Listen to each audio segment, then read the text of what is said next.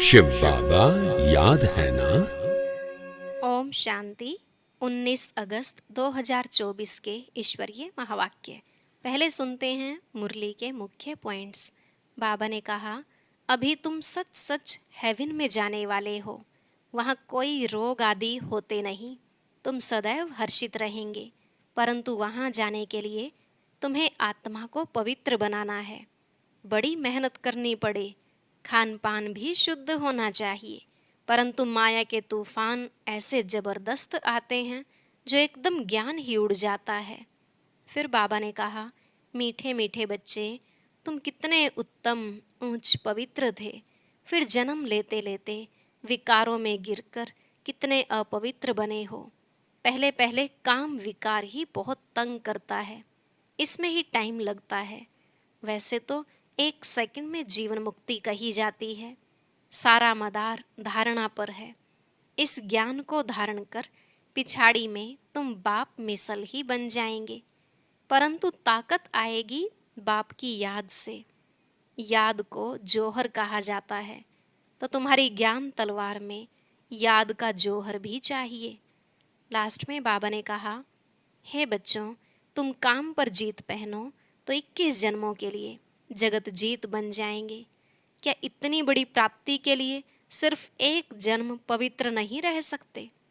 अच्छा, भले कोई खुद न बने, परंतु औरों को तो समझाए। नर से नारायण बनना है तो बाप को अच्छी रीति फॉलो करना चाहिए। अब सुनते हैं महावाक्यों को विस्तार से। मुरली का सार। मीठे बच्चे, ज्ञान की धारणा करते रहो तो अंत में तुम बाप समान बन जाएंगे। बाप की सारी ताकत तुम हजम कर लेंगे।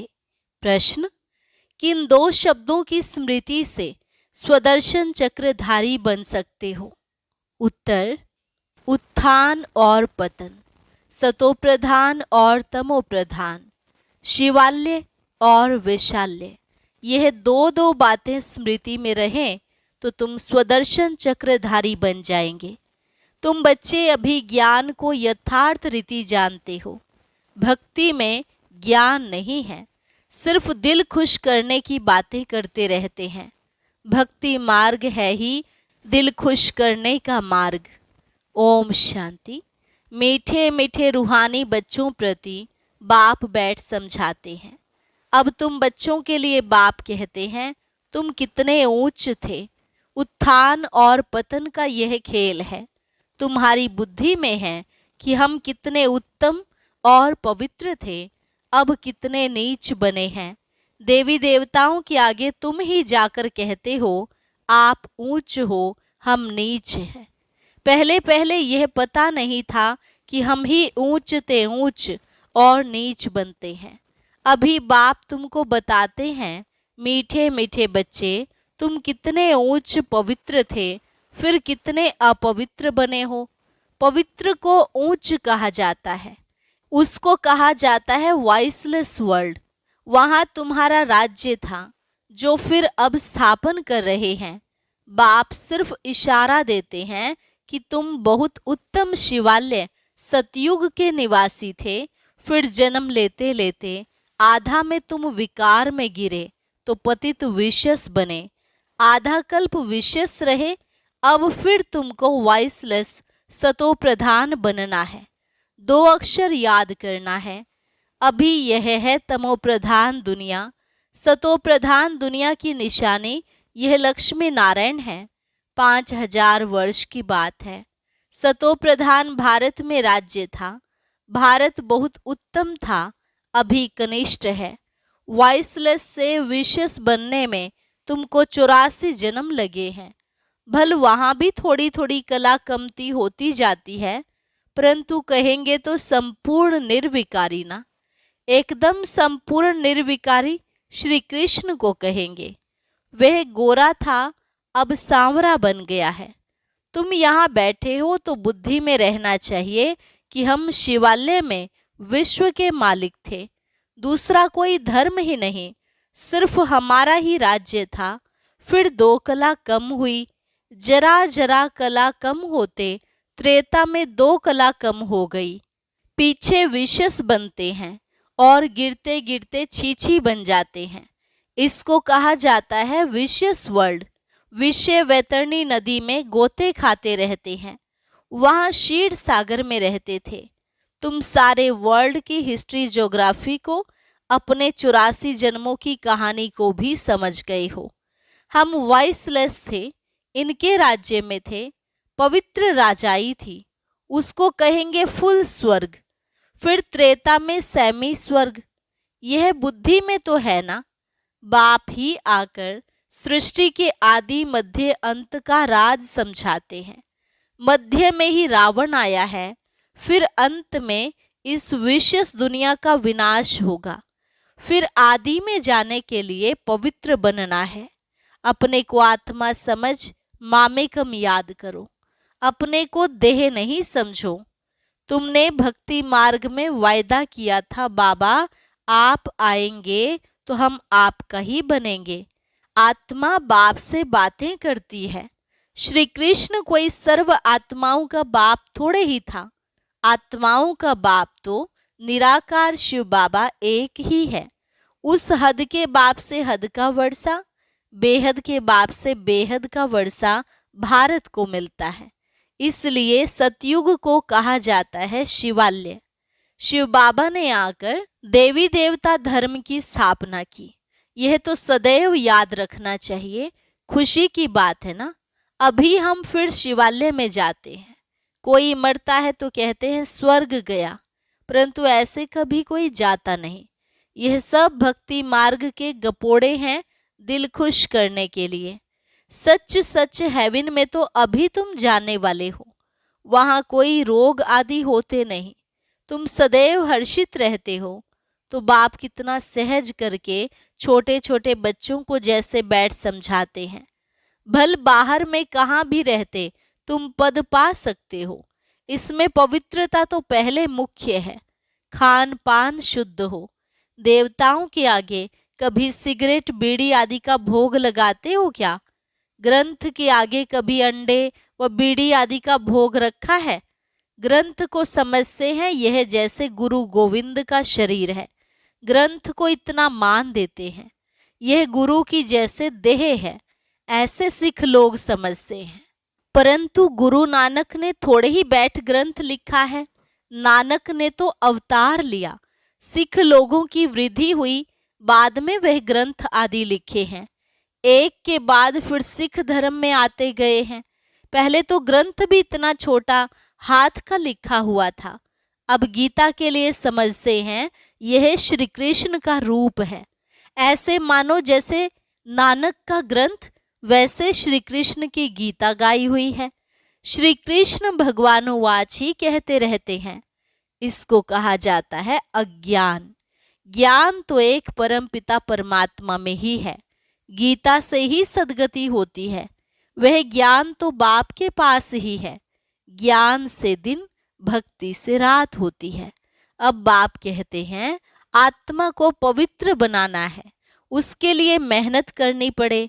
माया के तूफान ऐसे जबरदस्त आते हैं जो ज्ञान एकदम उड़ जाता है, किसको बोल भी न सके। पहला काम विकार ही बहुत तंग करता है, उसमें ही टाइम लगता है तो 1 सेकंड में जीवन मुक्ति की बात। बच्चा पैदा हुआ और मालिक बना। तुमने पहचाना शिव बाबा आया हुआ है और वर्षे के हकदार बने। गीता भी शिव बाबा ने ही गाई थी। उसने ही कहा मामेकम याद करो। मैं इस साधारण तन में आता हूँ। श्री कृष्ण साधारण थोड़े ही हैं। वह तो जन्म लेते हैं तो जैसे बिजली चमक जाती है, बहुत प्रभाव पड़ता है। इसलिए श्री कृष्ण का अब तक भी गायन करते हैं। बाकी शास्त्र आदि सब भक्ति मार्ग के हैं। इंग्लिश में फिलोसॉफी कह देते हैं। स्पिरिचुअल नॉलेज तो स्पिरिचुअल फादर ही दे सकते हैं। खुद कहते हैं मैं तुम्हारा स्पिरिचुअल फादर हूँ, ज्ञान का सागर हूँ। तुम बच्चे भी बाप से सीख रहे हो, ज्ञान को धारण कर रहे हो। फिर पिछाड़ी में बाप मिसल बन जाएंगे। सारा मदार धारणा पर है। फिर वह ताकत आ जाएगी बाप की याद से। याद को जौहर कहा जाता है। तलवारों में भी फर्क होता है ना। वही तलवार 100 रुपये वाली भी होती है, वही तलवार 3-4 हजार की भी होती है। बाबा तो अनुभवी है ना, तलवार का बहुत मान होता है। गुरु गोविंद सिंह की तलवार का कितना मान है। तो तुम बच्चों में भी योग का बल चाहिए, तो ज्ञान तलवार में जौहर चाहिए। जौहर आने से फिर जल्दी समझेंगे। ड्रामानुसार तुम मेहनत करते रहते हो। जितना जितना बाप को याद करेंगे, याद से ही पाप कटेंगे। पतित पावन बाप ही युक्ति बता रहे हैं, फिर कल्प बाद ऐसे ही आकर तुमको ज्ञान देंगे। इनको भी सब त्याग करा के ऐसे ही अपना रथ बनाएंगे। तुम बच्चों को वहां कितनी कशिश हुई, कैसे सब भागे। बाप में कशिश है ना। अभी तुमको भी ऐसा संपूर्ण बनना है, नंबरवार ही बनेंगे। यह राजधानी स्थापन हो रही है। सृष्टि चक्र को तो समझ लिया है, सतयुग आदि से कलयुग अंत तक। अभी है संगम युग। बाप को भी जरूर आना पड़े पावन बनाने। पावन अर्थात सतो प्रधान। फिर खाद पड़ती गई। अब वह खाद निकले कैसे। आत्मा सच्ची होती है तो जेवर भी सच्चा अर्थात गोरा शरीर होता है। आत्मा झूठी बनती है तो शरीर भी पतित होता है। ज्ञान के पहले तो यह भी नमन वंदन करते थे। लक्ष्मी नारायण का बड़ा चित्र ऑयल पेंट का गद्दी पर लगा रहता था। उनको ही बहुत प्यार से याद करते थे, और कोई की याद नहीं। बाहर और तरफ ख्याल जाता था तो अपने को चमाट मारते थे। मन भागता क्यों है, दर्शन क्यों नहीं मिलता है। भक्ति में था ना। फिर जब विष्णु का दर्शन हुआ तो भी कोई नारायण थोड़े ही हो गया। पुरुषार्थ तो जरूर करना होता है। एम ऑब्जेक्ट तो सामने खड़ी है। यह चैतन्य में था जिनका जड़ चित्र बनाया है। बाप आया है पावन बनाने। नर से नारायण बनाते हैं। तुम भी उन्हों की राजधानी में थे। फिर ऐसा बनने का पुरुषार्थ करते हो तो अच्छी रीति फॉलो करना चाहिए। ब्रह्मा को देवता थोड़े ही कहा जाता है। विष्णु देवता ठीक है, मनुष्यों को तो कुछ पता नहीं। कहते हैं गुरु ब्रह्मा गुरु विष्णु। अब विष्णु गुरु किसका हुआ। सबको गुरु कहते रहते हैं। शिव परमात्मा नमः, उनको गुरु, उनको परमात्मा कह देते हैं। सबसे बड़ा तो बाप है ना। उनसे हम यह सीख रहे हैं औरों को सिखलाने लिए। सतगुरु जो तुमको समझाते हैं वह तुम औरों को समझाते हो। गुरु को ऐसे नहीं कहेंगे कि यह बाप है, टीचर है। नहीं तो यह सारी नॉलेज तुम्हारी बुद्धि में होनी चाहिए। हम शिवालय में थे, अभी वैशाल्य में पड़े हैं, फिर अब शिवालय में जाना है। भल कहते हैं ब्रह्म में लीन हो गया, ज्योति ज्योत समाया, परंतु आत्मा तो अविनाशी है। हर एक में अपना अपना पार्ट भरा हुआ है। सब एक्टर्स हैं, उनको अपना पार्ट बजाना ही है। वह कभी मिट नहीं सकता। जो भी सारी दुनिया की आत्माएं हैं उनको पार्ट बजाना है। जैसे कि नए सिर शूटिंग होती जाती है, परंतु यह अनादि शूटिंग हुई पड़ी है। यह वर्ल्ड की हिस्ट्री ज्योग्राफी रिपीट होती रहती है। यह वंडरफुल सितारा है जो भ्रिकुटी के बीच चमकता है, कभी घिसता ही नहीं। यह ज्ञान तुम्हारे में आगे नहीं था। वंडर ऑफ वर्ल्ड, हेवन अर्थात स्वर्ग नाम सुनकर दिल खुश हो जाता है। अभी तो सतयुग है नहीं, अभी है कलयुग। तो पुनर्जन्म भी कलयुग में ही लेंगे। जाना तो सबको जरूर है, परंतु पतित आत्माएं तो जा न सके। अभी तुम बच्चे पावन बनते हो योग बल से। पावन दुनिया गॉड फादर ही स्थापन करते हैं, फिर रावण हेल बनाते हैं। यह तो प्रत्यक्ष है ना। रावण को जलाते हैं ना। मनुष्य तो कहते हैं यह अनादि चला आता है, परंतु कब से शुरू होता यह भी किसको पता नहीं है। आधा आधा तो कर न सके, क्योंकि लाखों वर्ष कह देते हैं। कलयुग को फिर 40,000 वर्ष कह देते हैं। तो मनुष्य घोर अंधियारे में है ना। अज्ञान नींद से जागना बड़ा मुश्किल है, जागते ही नहीं हैं।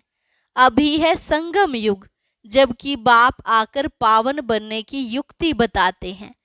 तुम पावन होंगे तो पावन दुनिया स्थापन हो ही जाएगी।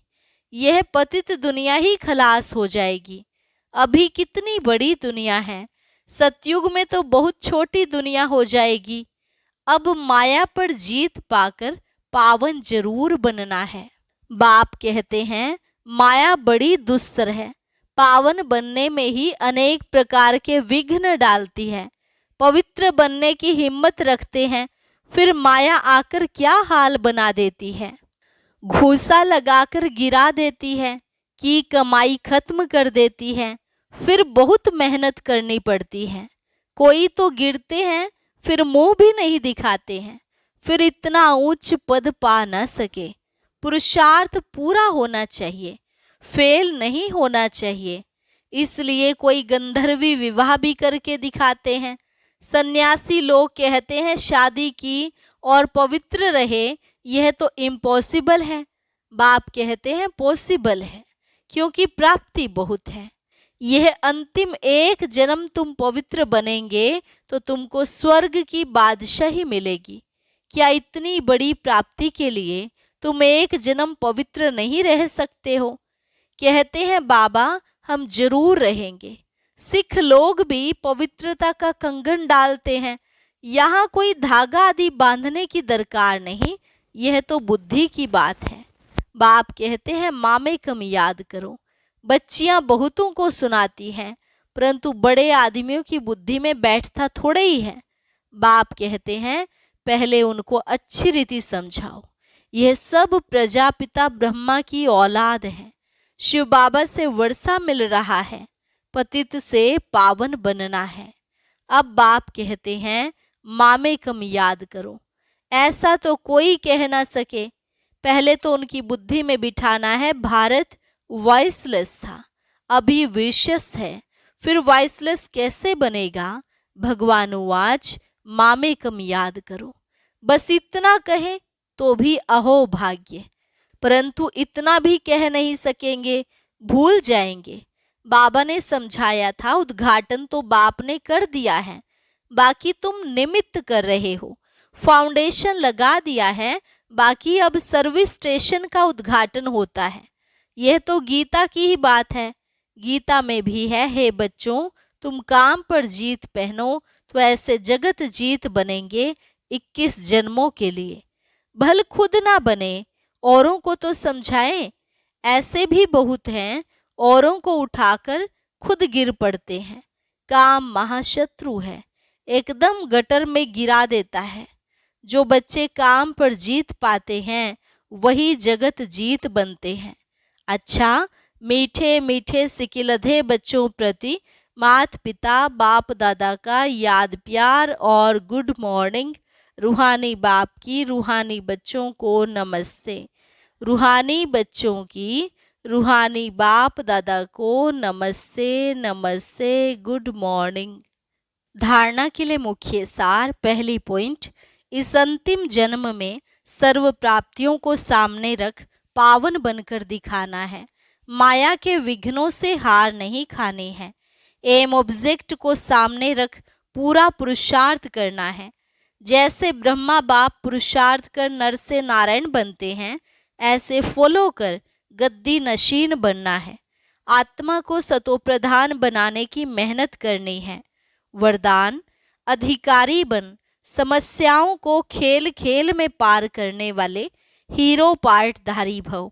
अधिकारी बन समस्याओं को खेल खेल में पार करने वाले हीरो पार्टधारी भव। चाहे कैसी भी परिस्थितियां हो, समस्याएं हो, लेकिन समस्याओं के अधीन नहीं, अधिकारी बन समस्याओं को ऐसे पार कर लो जैसे खेल खेल में पार कर रहे हैं। चाहे बाहर से रोने का भी पार्ट हो, लेकिन अंदर हो कि यह सब खेल है, जिसको कहते हैं ड्रामा। और ड्रामा के हम हीरो पार्टधारी हैं। हीरो पार्टधारी अर्थात एक्यूरेट पार्ट बजाने वाले। इसलिए कड़ी समस्या को भी खेल समझ हल्का बना दो कोई भी बोझ ना हो। स्लोगन: सदा ज्ञान के सिमरन में रहो तो सदा हर्षित रहेंगे, माया की आकर्षण से बच जाएंगे। सदा ज्ञान के सिमरन में रहो तो सदा हर्षित रहेंगे, माया की आकर्षण से बच जाएंगे। अच्छा, ओम शांति। अब सुनते हैं आज की अव्यक्त मुरली। इसके लिए ऊपर दिए गए बॉक्स पर क्लिक करें।